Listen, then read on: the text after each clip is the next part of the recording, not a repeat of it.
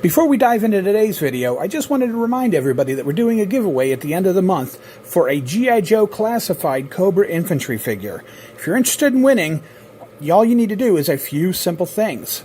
First off, you need to go over to the Fandom Iconic channel and make sure that you're subscribed. Only subscribers are eligible to win. The second thing you need to do is go and find each of my Bull Reviews videos for the month of June. Go in, leave a comment, tell me your favorite toy or toy line or a toy memory, just whatever. But then also leave the words June Prize. To be eligible, you have to leave a comment on every single one of my videos for the month of June. And then finally, you need to be in the continental U.S. Shipping, unfortunately, is a bit crazy if you're going outside of the United States, so I'm limiting this only to people inside the United States. I apologize for anybody that's outside that might be interested. But that's it. That's all you need to do. Good luck and enjoy the video. Ladies and gentlemen, welcome back once again to an episode of Bulldrek. My name is Bull, and I am once again talking about toys, of course. So this week, I am bringing you two of the newer G.I. Joe Classified line releases. G.I. Joe Classified, I've mentioned this in older videos, but since I'm doing new stuff over on Fandom Iconic, I'll talk about it there a little bit. I was hospitalized for about 4.5 months last year, 2019 to early 2020, and then got out of the hospital just in time for COVID to lock everything down. So that was fun, but I'd gotten out of the toy collecting game for the most part back around 2010, 2011, somewhere in there. Due to finances, due to space, due to a living situation, and various other aspects. Then some of my toy collection that I did still have got stolen, and I lost the joy for a long time. But while I was in the hospital, one of the things I saw was that Hasbro announced the new G.I. Joe Classified line. And while I was always a diehard 1/18th collector, these looked really, really cool. I was kind of on the fence at first, and then I started seeing some of the pictures. I saw Snake Eyes and Destro and went, okay, want. So it kind of rekindled my love and my joy of toys, and I was really looking forward to these coming out.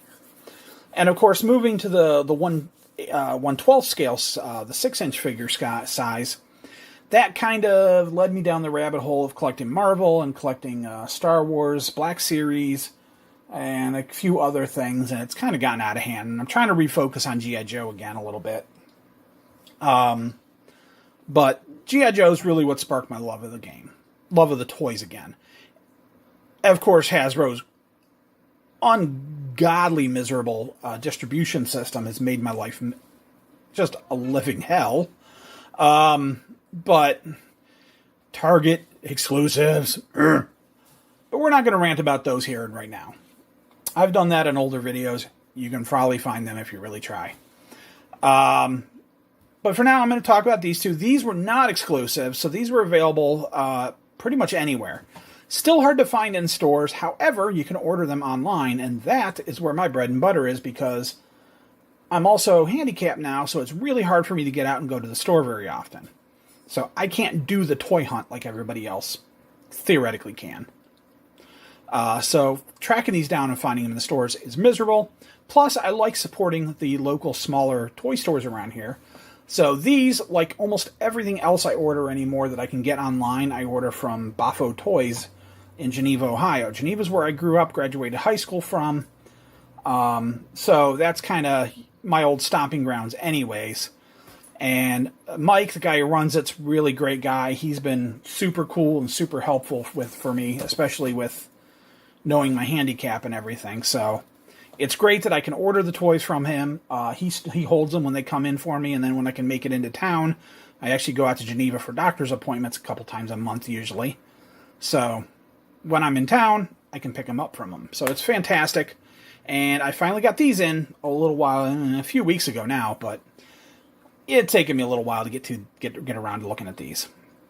But if you're ever looking to shop online for toys and you want to support a good local small business, Bafo Toys, they do ship anywhere. Shipping prices are pretty reasonable, all things considered. So check them out if you want. I will put a link in the thingamabob down below underneath the video for you to check that out. So anyways, these are number 25 and number 26 in the Joe line series. Hard to believe we've gotten that many figures so far. Well, technically, there's 5 in the middle there that we haven't gotten yet because they got delayed. Those are the Snake Eyes movies figures. I want to say I think they're like 19 through, I don't know. They're somewhere in the middle there. The Snake Eyes movie getting delayed threw a lot of stuff off, and it was really annoying. So anyways, these finally came in. Lady Jaye and Flint. One of the power couples of the G.I. Joe line. These are really nice figures, and we'll take a look at them real quick. So we got Lady Jaye here, and you can see Lady Jaye she's very much a throwback to her old classic figure. She's got the little spears that she used to carry. Classic looking uniform, really, really sharp. A lot of some of the early Joes kind of went a little more futuristic with putting kind of Fortnite-ish looking plates and armor plates and stuff on the figures and going with gold and gold highlights, silver highlights, stuff like that. Some of the newer figures are kind of going back to a more muted color scheme, which is kind of nice. I didn't mind the more futuristic look to them. I kind of think that's neat. I also dig the Fortnite figures and the Fortnite designs, so that's just me, but I also love the classic looks for these figures. So you get that. We'll look at her accessories in a bit, but you can see them all in the window there. They got these great art. This is one of the cooler things that they've done is with these figures is they do these unique pieces of art for the characters. And you can see that on both sides. On one side, you got that on the front. Back's got the full poster. And this has been slowly filling out as they add new characters. And that's usually been a tease to see some of the characters that are hopefully coming out in the future. And then on the side, we've got their not great new version of the file cards. It shows their specialties. And you can look them up online to see what they do. But they've each got 4 specialties and each got 4 ranks to them. And 1 through 4. And it tells you how good they are at their various specialties.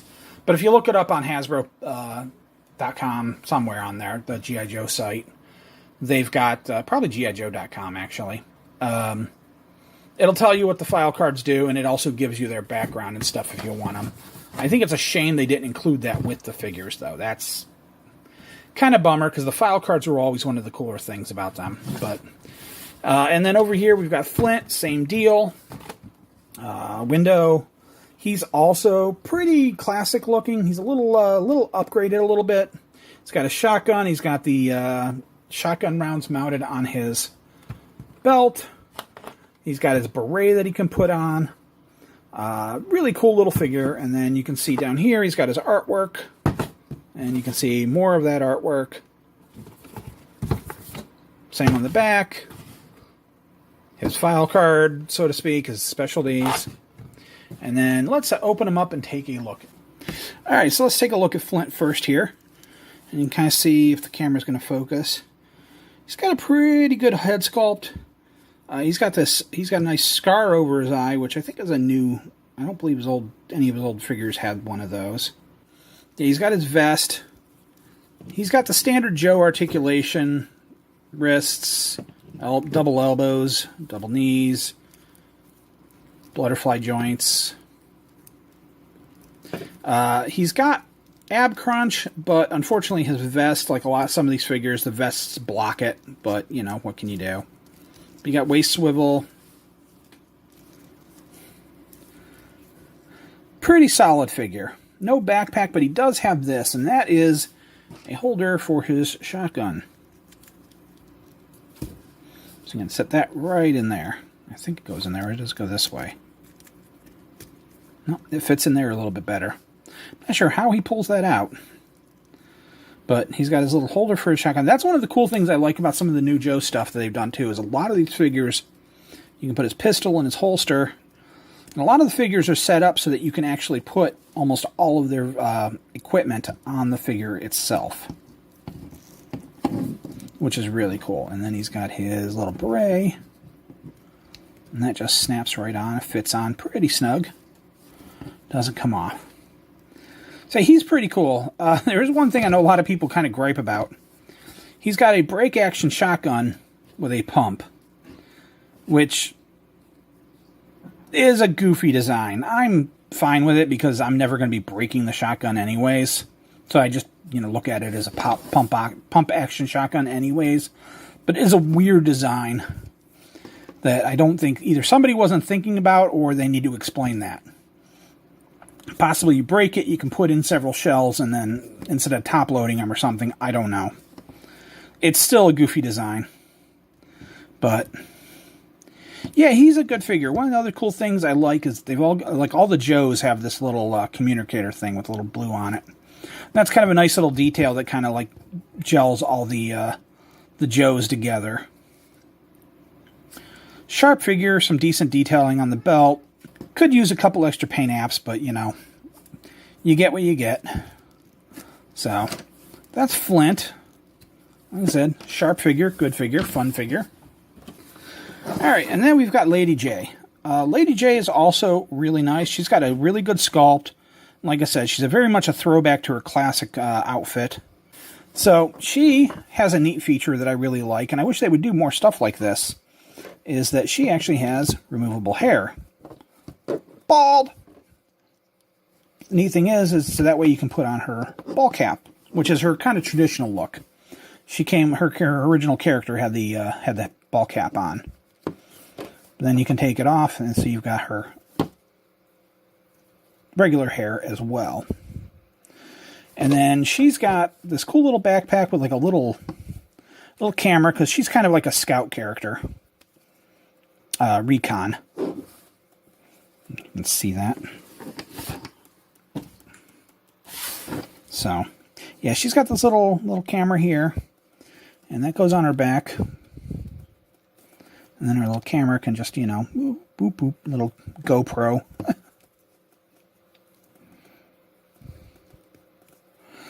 And then she comes with some weaponry.